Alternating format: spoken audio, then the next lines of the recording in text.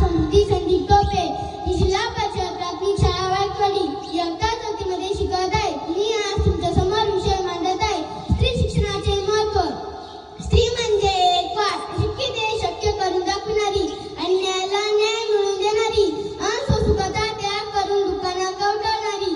मित्रांनो, स्त्री शिक्षणाची सुरुवात भारतात समाजसुधारकांनी केली.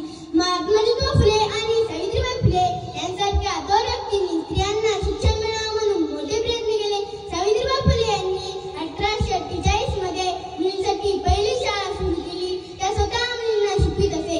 1950 ला आपल्या शिक्षणाचा अधिकार मिळाला.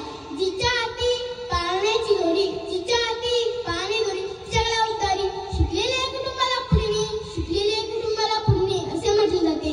स्त्रीला शिक्षणाचा अधिकार नाही, त्यामुळे केवळ चूल आणि मूल एवढे स्त्रियांचे कार्य बनले. स्त्रियांना पुरुषांवर पूर्णपणे अवलंबून राहावे लागत असे.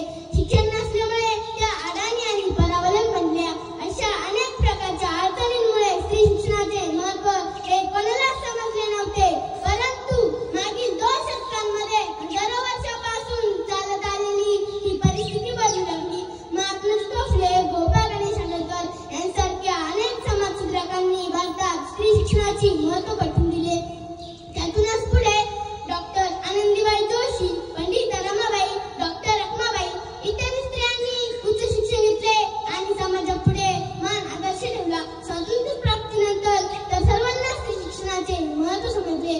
मित्रांनो, डॉक्टर, शिक्षक, राजकारण, वकील, पोलीस, सेना अशा सर्व क्षेत्रामध्ये स्त्रियांनी अद्भुत कामगिरी करून दाखवली आहे. स्त्री शिक्षणाचे महत्त्व जाणणाऱ्या थोर समाजसेविका पहिल्या स्त्री शिक्षिका म्हणून त्यांचं नाव घेतलं जातं सावित्रीबाई फुले. सावित्रीबाई फुले यांचे कार्य खरोखरच खूप महान आहे. पशुपेक्षा जिचे जगणे केवलम झाले होते. देवाच्या धर्माच्या नावाखाली स्त्रीला सर्व बाजूंनी बंदिस्त केले होते. अशा भीषण स्थितीतही सावित्रीबाई फुले यांनी स्त्रियांना शिकवण्याचे कार्य केले. ते खरोखरच महान आहे, खरोखरच महान आहे. मित्रांनो, जन्माला घालणारी पण स्त्रीच असते, आयुष्यभर साथ देणारी पण स्त्रीच असते, पुरुषाला वाईट मार्गावरून चांगल्या मार्गावर आणणारी पण स्त्रीच असते. यातच मला 2 मुळे ठेवतात. ते मी तुम्हाला सांगू इच्छिते. गंभीर नाही तर खंबीर आहे, गंभीर नाही तर खंबीर आहे, वार नाही तर तलवार आहे, वार नाही तर तलवार आहे असे म्हटले जाते. प्रत्येक स्त्री आपले घर सांभाळणे आणि चालवणे यातच सक्षम असते. पण शिक्षण घेतलेली स्त्री पुढच्या पिढीला संस्कार देऊ शकते. यशाच्या नव्या शिखरावर तज्ञ नक्कीच मदत करू शकते. आता असे एकही क्षेत्र नाही की जिथे स्त्रीने आपला ठसा उमटवला नाही. चांगले शिक्षण क्षेत्र निवडून यशाची पावलं फुटत जात आहे. एक एक शिखर पार करत स्त्री आकाशाला भिडत आहे.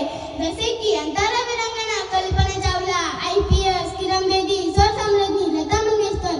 देशाच्या आधुनिकीकरणासोबत लोकांच्या विचार देखील प्रगत होत आहेत. त्या स्वतःला द्यायला शिकत आहेत. प्रत्येक क्षेत्रात त्या भाग घेऊन समर्थपणे आपली कामगिरी बजावत आहेत. आपल्या